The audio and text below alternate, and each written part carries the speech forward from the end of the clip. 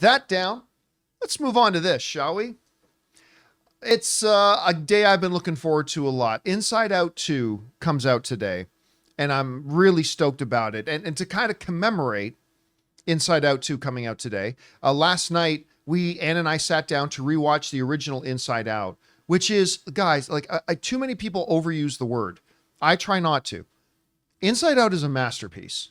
And like every time I watch it, and it's been a number of years since I saw the original, I'm reminded about just how smart it is, how beautiful it is, how tender it is, how emotional it is, like all that kind of stuff. Just a beautiful film. Had a 98% critic rating. 98. Not a lot of movies ever get that high, which is kind of crazy. And now the new one is coming out. And we talked about some of the first reactions that came out for it. And now the full Rotten Tomatoes reviews are out, and 125 reviews have been counted so far. And it is holding a 92%. Wow. Not as high as the first one, which again had 98, but very, very few, less than 1% of movies will ever get as high as that. But a 92%. And here's what the general consensus is. Not for all of them. Some people think this was better than the original and all that kind of stuff. But the general consensus, as I read through about 30 or 40 of the reviews, was that this movie is wonderful. It's beautiful.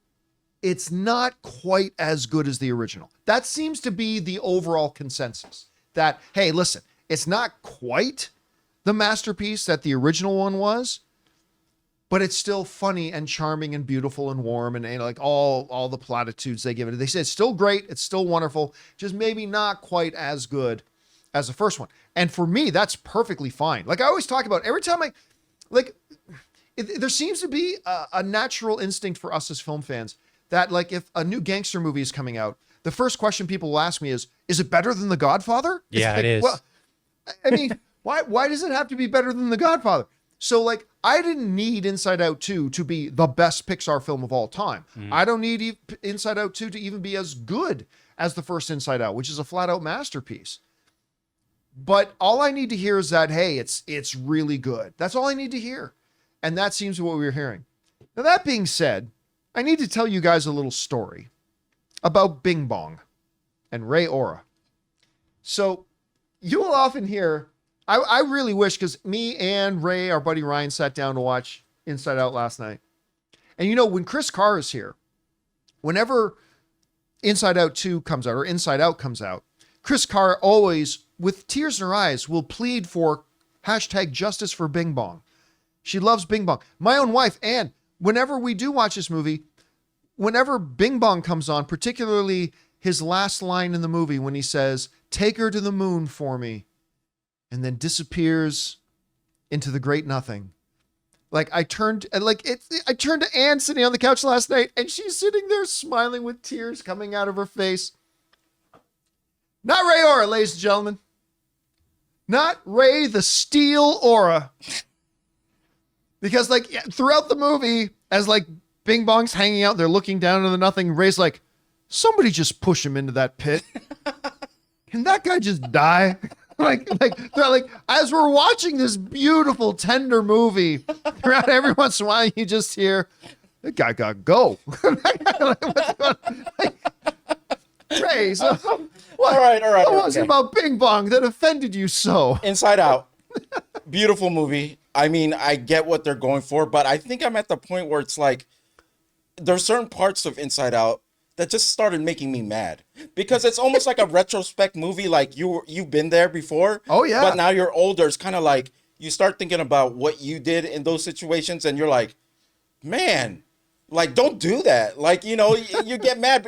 It's literally, I'm getting mad at myself when I'm watching that movie. And that's what it did to me for some of it. Cause it was like, oh God, here we go. You know, cause you know exactly what to do. By the way, now. leave this picture up. Like now that we're older, like yes. we know exactly 100%. what we should have done before. So it's kind of like in that, I hope I don't get as mad as I did last night during Inside Out 2. It's double game day for me. Why is that? Because at midnight, gonna turn on Netflix, For gonna Power watch Man? Ultraman. But yeah, so I really did like the movie, despite what I was saying. Maybe it was me like shielding myself from getting emotional too. Right. But the Bing Bong character gotta go.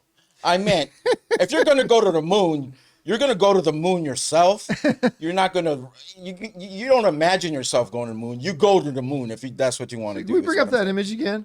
Yeah, I got it. I just expected though, like during this scene, as Pigmon and Anne is weeping and crying, like Ray's like, yeah.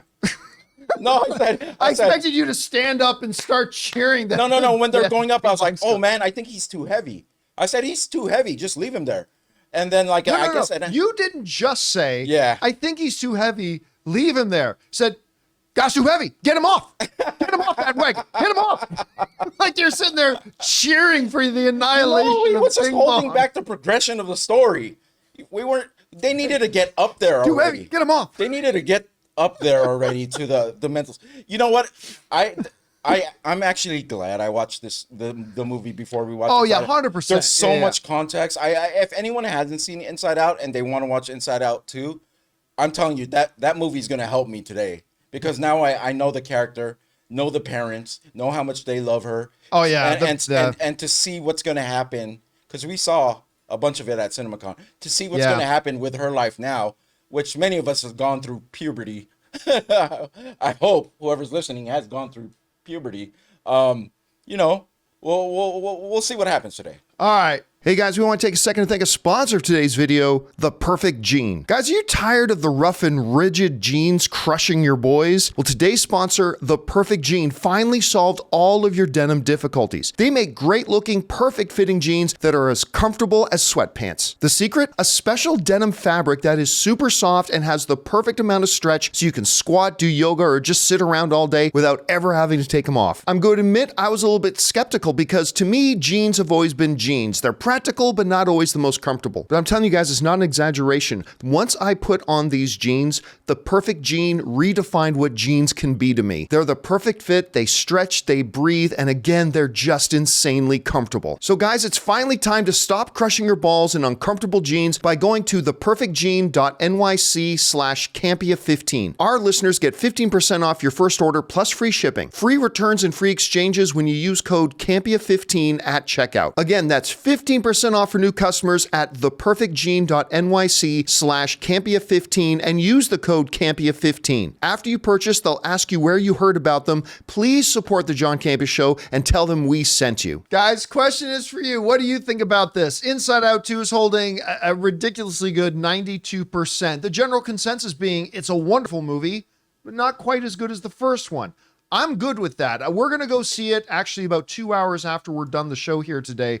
So we'll jump on and give a out of the theater reaction to it once we're done.